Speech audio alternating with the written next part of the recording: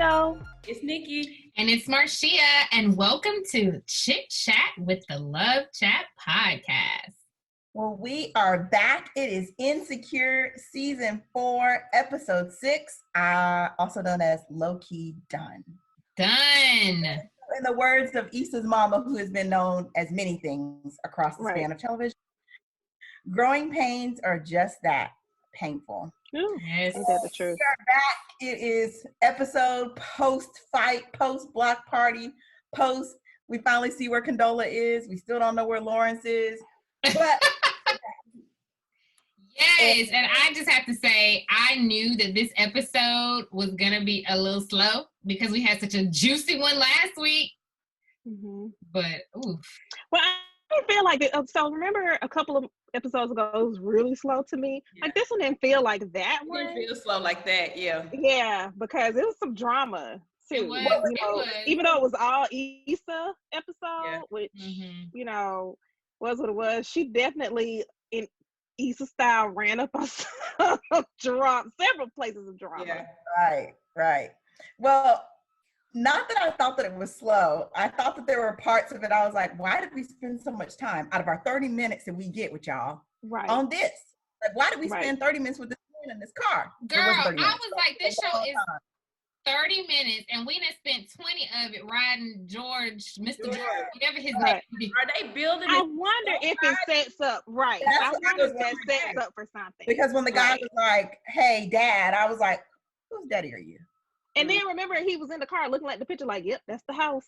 You know, like, okay, what's going on here? This is weird. So I feel like it could be a setup. It could be nothing. I didn't feel like it was anything. I felt like he was a character. He was just this crazy character. Because you know how he was talking about being at this club and being here. And, hey, there go Charles. And then it's like he's looking at this picture, obviously only having a picture of the house and not really knowing the house. Or that's all he had to remember, and now he even came back to his child's life. Yeah. Right. Hey, I'm back because I'm old. Because you know, Issa is a cultural curator or whatever. Maybe because all the places that used to exist that he used to hang out at, she may rebuild them. And that's what I was thinking. Because when he was talking about that club, and I was like, oh, this might be the spot. Yeah. I mean, usually most things that they have on this show are intentional. Like, I think one of the things that keeps coming up weirdly to me are twins this season. It's like several sets of places where I keep hearing them talk about twins. And Issa had an interview last year before, they finished.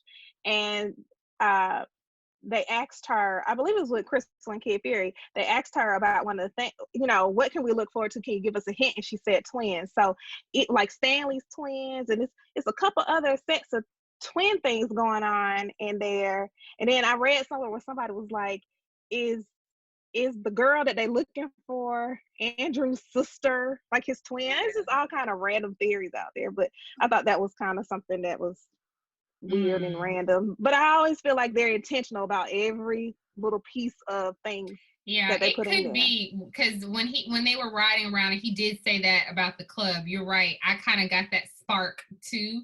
But as far as him pulling up to that house, I was like, oh, he just a deadbeat dad coming home. He cracked me up like, it's too hot, it's too cold. Girl.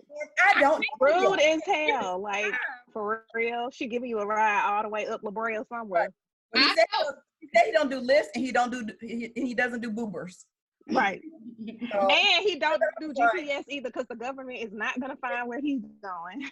Girl, you want me to tell you so you can tell the phone so the phone can tell the government. Look, I was like, I will say got it all laid out.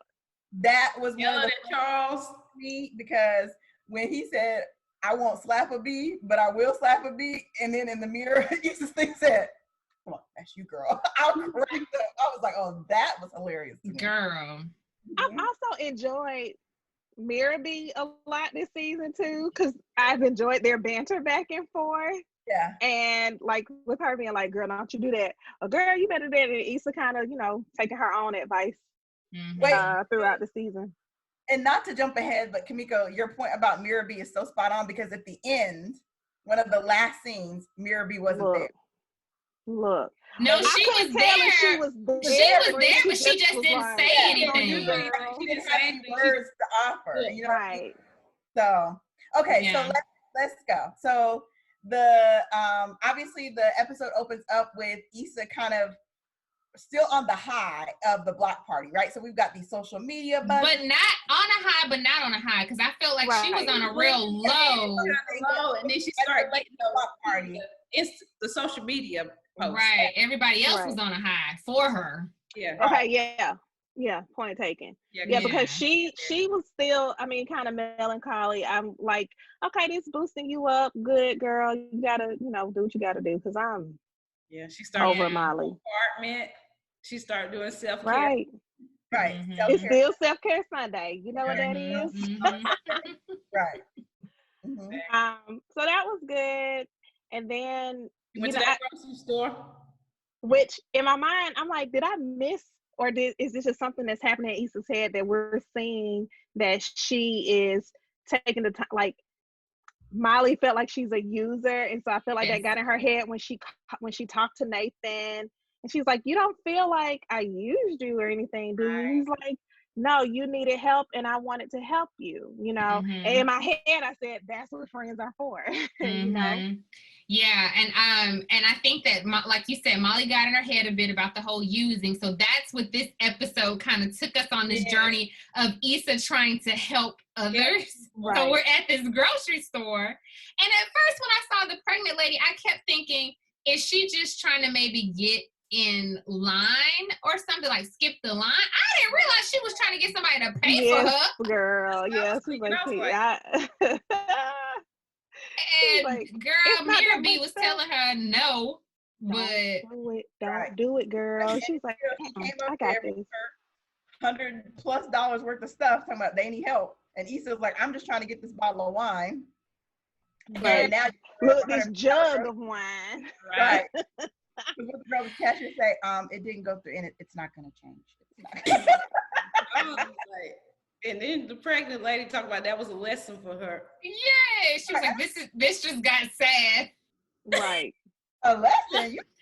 Look, but Issa said she ain't eat all that anyway. The baby ain't even here yet. Yeah. Right. I'm out here trying to scam. But look, part of me felt like that was God looking out for you. You spending your money on somebody who's trying to scam people. Yes. So insufficient funds and all, whatever. She still ended up spending her money on somebody scamming people, whether it was a game or not. Right. On to the next what one. You mean? Why you? Okay, yeah. Let's move to the next one because I disagree. I don't think she paid for them. I don't think she paid either. You think she ran out? Yes. Why you think she was burning rubber? I thought she was burning rubber, like trying to catch up to them. Hit her little dream. Peace out, like I ain't paying for all this. She can't afford it. Girls had cocktails, they had tapas, they had for the groceries. She couldn't afford that. She definitely can't afford this dinner. Nah, Issa died to dash too. She was part of the wedding party too.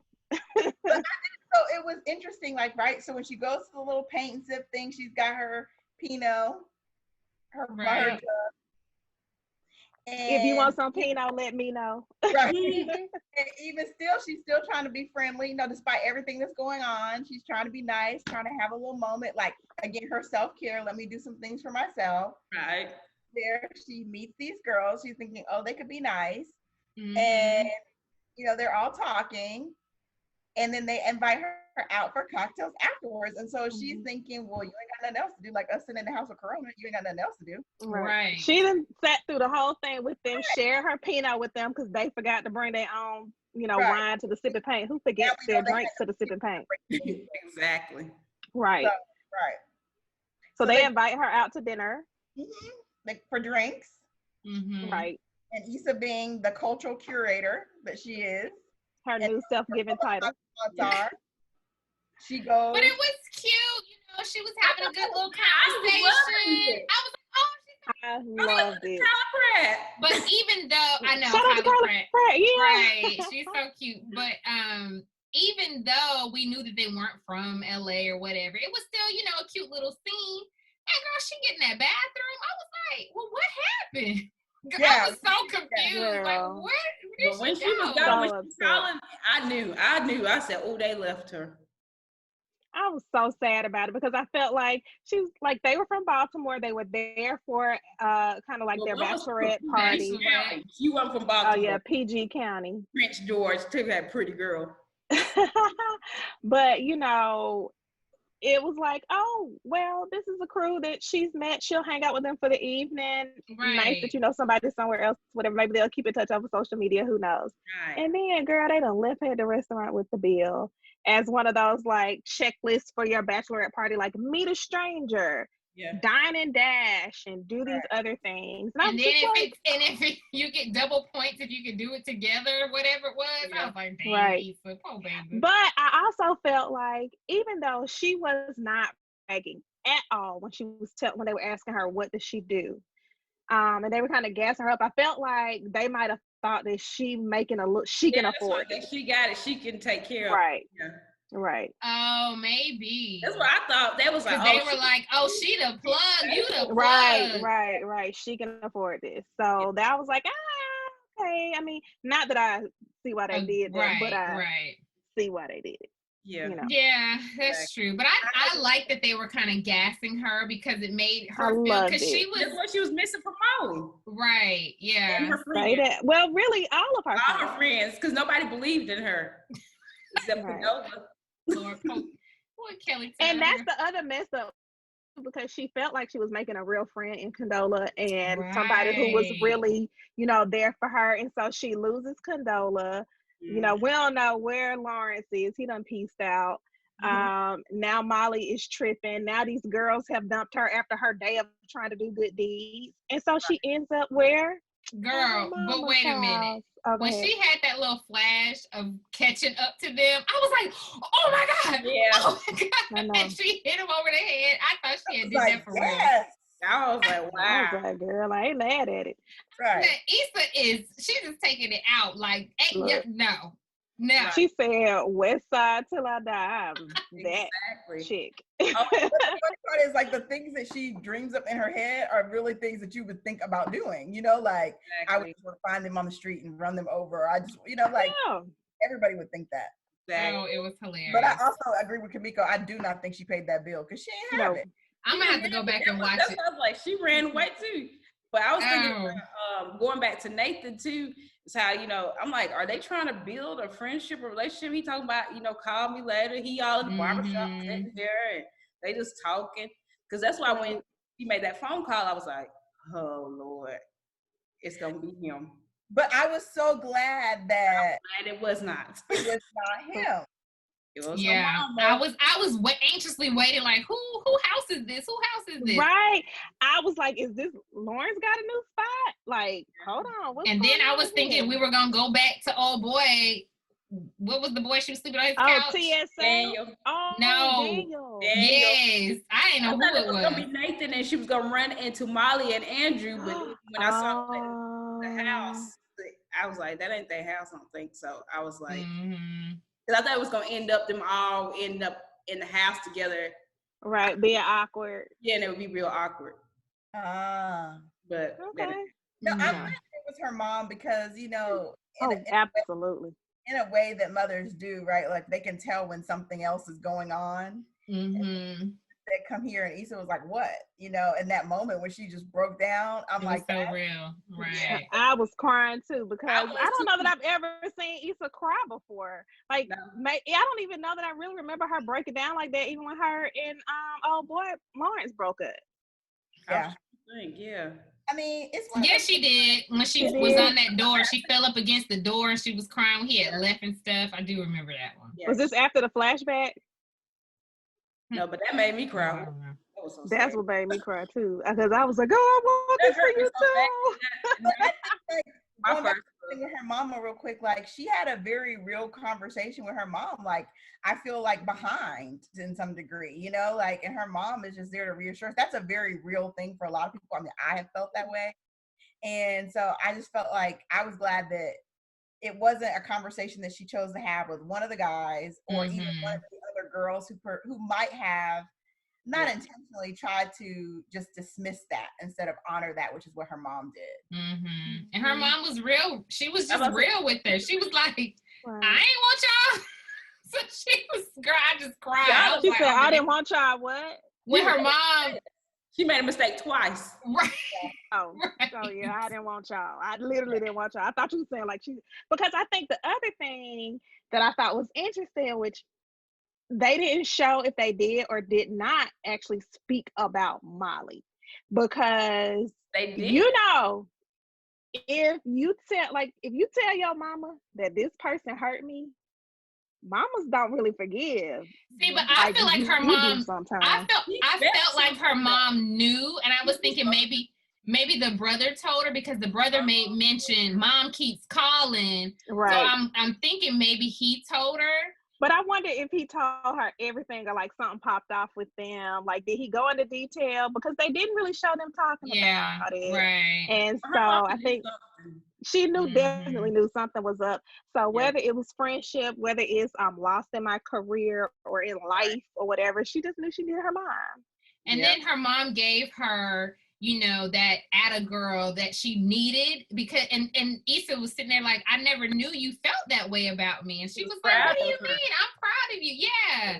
And she never knew that. So that was real good that she was able to, have that conversation. Hear her mom say that, because I think that's what happens sometimes. I think parents, whether it's they think it's tough love or they think, of course you know this, but sometimes actually hearing the words and affirming the person that you love and actually speaking those words to them and giving them life that way, it makes a huge difference. And that's why even as kids or as adults, you still want to hear those words from people, not just be like, you know how I feel. No, I need to hear how you feel. And see, that's the generation, like my grandmother, she was not a hugger. She ain't telling nobody I love you. She not crying. She was just that hard old school grandma. And now that she's, going through dementia and everything, it's like she's hugging and loving, and it's just like, oh my goodness, this is, you know what I mean? But so it's just different experiences, because like, for my grandmother, she was separated from her siblings at a young age. All of them were separated, had to go live different places. So their experiences of having to be tough and not showing that emotion, because it was literally life or death for them. And them, because of dementia and other things, them turning into different people. There's so many really good themes on this show where you can kind of circle back for your own life for whatever reason. I had a similar conversation with my mom over the weekend. I was like, oh my gosh, I was just like, even though Issa is 30 on the show and I'm a little bit older than that, but just I was a little bit. Just a little bit. But, I was like, oh, you always, you no matter how old you get, you can still have those conversations, or your mother can be there and kind of, do that for you, encourage you, and can tell that something's bothering you. Yeah. And it's interesting too, because we see throughout the show that Kelly's calling her, leaving her messages. And I thought their conversation was interesting in terms of just, well, are you gonna call her? And I was like, I don't think you should call her. Issa should have to call her, because she wasn't the one that popped off. Caused the offense. Yeah, I feel like it was Molly's offense, so she should apologize. Right, and Issa was telling Kelly also, are you having the same energy towards Molly? Are you telling her this? I'm always the one that has to call and apologize. Right. And she was like, I feel like we both were in a little bit of wrong, but I think how your friend group, like one is way more stubborn, so you try to get the one that that usually gives in, so it's not their fault. Like, just go ahead and talk to her, just get it over with. And just like Kelly said too, understand that when Tiffany and I were in our place, we were almost at a place of not coming back from this. So is that basically what you really want? Y'all just never gonna talk again? Man, I know Tiffany is glad that they did talk, because Kelly be over there with that baby like that's her Kelly baby. The God mama. She is in there. We ain't seen none of the other little crew. Nope. I mean, they came that one time, but that's it. Right. No, I'm talking about the mommy crew that she had that did her baby shower. Yeah, I forgot about them. Yeah, and that was Condola. between her and Kelly, because they planned the baby shower, and Kelly was like, "I'm your best friend. You didn't ask me." It's like, I got my mommy crew. Yeah. The real coming through now, right? Jelane's talking about the wheat thin. When Kelly found out her boobs. So it's so funny. One thing that I did think was interesting is in the end, of course, Issa spends this time, getting her life together in her apartment or whatever, and then she decides that she's going to go out for this food. And so she rolls up at the restaurant, tries to put together a run. Wait, first of all, she was zooted because y'all know she had took her little puff give. Right. So she dancing up there to the restaurant. She about to get this Ethiopian food. Right. Yeah. I'm like, oh, I'm with you, girl, because I want some Ethiopian food. Me and Nikki, I was trying to figure out how to get some food. I'm like, this sounds good. Like she had a moment standing there and she's like, oh, there's old girl. And it was one of those like, am I going to do this? Yeah. Because that's the thing when you're friends, you like the same stuff. You go to the same places, especially for takeout, or, maybe that's the place that they go to feel better. That's the food. Right. But she just wasn't ready for that conversation. You know what I mean? So she chose to walk away. What'll be interesting is, did Molly see her? Because that's what we don't know. Well, I mean, Issa, she turns to Mira B. Takes a look, Mira B ain't got nothing to say, or I don't know if Mira B just one day or whatever. And I was super shocked when she looks at Molly and she just turns around and goes and gets back in her car. Yeah. I was very shocked. She thought about it, and you can see that she kind of, and then she was like, I thought she might want that food more than anything. I would have got that food and been like, oh, hey, you might have a conversation. I would be like, hey. Because now what you gonna eat? I wasn't surprised that she didn't have the conversation, because I think she's still so emotional about the whole thing. She doesn't really understand what's happened. Like, what happened to my friend? Why did she blow up at me like this? Why is she acting this way?